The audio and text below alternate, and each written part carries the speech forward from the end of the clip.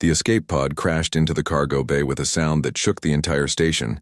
and Kyle Bennett rushed toward the smoking wreckage without thinking twice about his own safety, because that was just who he was as a mechanic on deep space. Station 7. When he pulled open the damaged hatch, he found her crumpled inside wearing torn silver robes that looked expensive but dirty, and her skin had this strange purple shimmer to it that marked her as one of the Valorian people from the outer systems, and she was unconscious with a nasty cut across her forehead. He carried her to the medical bay himself, because the station doctor was off duty, and he cleaned her wounds with gentle hands while she slowly came back to consciousness. And her eyes were this incredible shade of violet that seemed to glow in the dim light of the room. She told him her name was Lyra, and she spoke in broken English mixed with her own language, but he understood enough to know she was running from something bad and she had nowhere else to go, so he did what any decent person would do, and offered her a place to stay in his small quarters until she figured things out. The station commander, Jake Morrison, was not happy about an unregistered alien living on the station, but Kyle vouched for her and promised to take full responsibility, and the commander agreed to let her stay for 2 weeks while they processed her refugee application. Lyra was quiet and kept to herself most of the time, but Kyle noticed how she watched him work with this intense curiosity in her eyes, and sometimes she would help him with repairs, even though she did not understand human technology, and her enthusiasm made him smile despite the long hours. What he did not know was that Lyra was actually Princess Lyrazel of the Valorian royal house,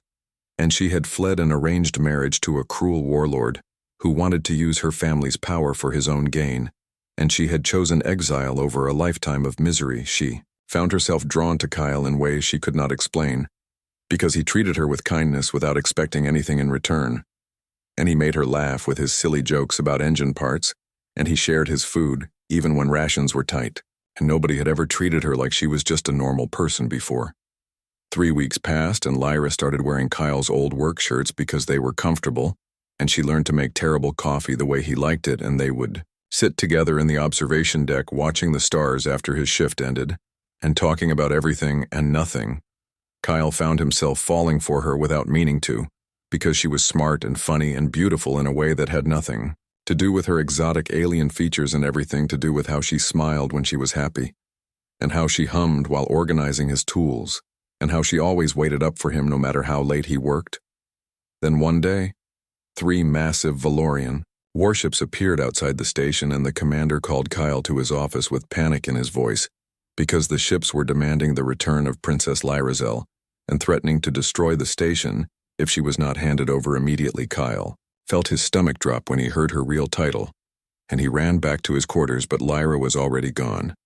and he found her standing in the main docking bay, wearing royal robes that someone had brought from the ships, and she looked every inch the princess she actually was. The Valorian High Chancellor stood beside her looking stern and ancient, and he was demanding that Lyra return home immediately to fulfill her duties to her people. But Lyra stood tall and spoke in her own language, with a voice that carried authority across the entire bay. Kyle could not understand the words, but he understood the gasps from the Valorian guards and the shocked expression on the High Chancellor's face when Lyra turned and pointed directly at Kyle and said something that made everyone go completely silent.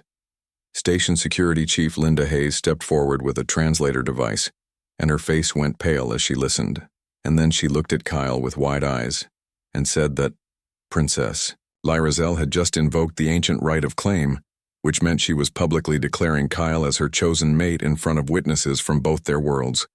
The High Chancellor was furious and said this was impossible because she was promised to Lord Vexen and her duty was to her kingdom. But Lyra spoke again, and this time the translator picked up her words, and she said she would rather give up her crown than spend one day without the man who had shown her what true honor looked like. Kyle walked forward slowly because his legs felt like they were made of metal, and he stopped in front of Lyra and asked her if she was sure about this because he was nobody special, just a mechanic who fixed broken things for a living, and she could have anyone in the galaxy. Lyra reached up and touched his face with her hand, and her violet eyes were full of tears. But she was smiling, and she told him that he had fixed the most broken thing of all, which was her faith in goodness, and she loved him more than any crown or kingdom. The High Chancellor argued for another hour, but Valorian law was absolute, and the right of claim could not be broken once declared publicly. And finally, he announced that Princess Lyrazel would be stripped of her royal titles and exiled from the Valorian kingdom forever. But Lyra did not look sad when the announcement came, and instead she turned to Kyle and asked him in her accented English if he would accept her as his mate, knowing that she came with nothing but herself and a target on her back from a very angry warlord. Kyle laughed because the whole situation was insane and his life would never be simple again. But he looked at this brave woman who had given up everything for him, and he knew there was only one answer he could give. He said yes and kissed her right there in front of everyone, and the Valorian guards made some kind of ceremonial salute, and even the High Chancellor looked slightly less angry as he boarded his ship to return. Home later that night after all the ships had gone, Kyle and Lyra sat together in the observation deck like they always did, but now she wore a simple station jumpsuit instead of royal robes, and she leaned against his shoulder with a happy sigh. Kyle asked her if she had any regrets, and Lyra was quiet for a moment before she said that her only regret was not telling him the truth sooner. But she had been afraid he would treat her differently if he knew who she really was. He understood that. Fear, because he probably would have been intimidated at first, but now he knew that titles did not matter. And Princess Lyrazel, or just Lyra, she was the same person who had stolen his heart, one terrible cup of coffee at a time. They would face challenges ahead because Lord Vexen would not give up easily,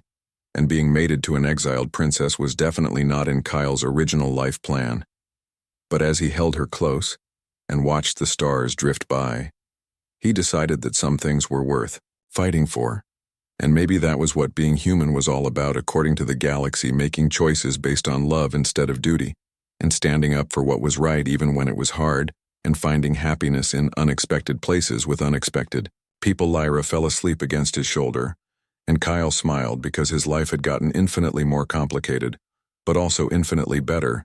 and he would not change a single thing about how they had gotten here together.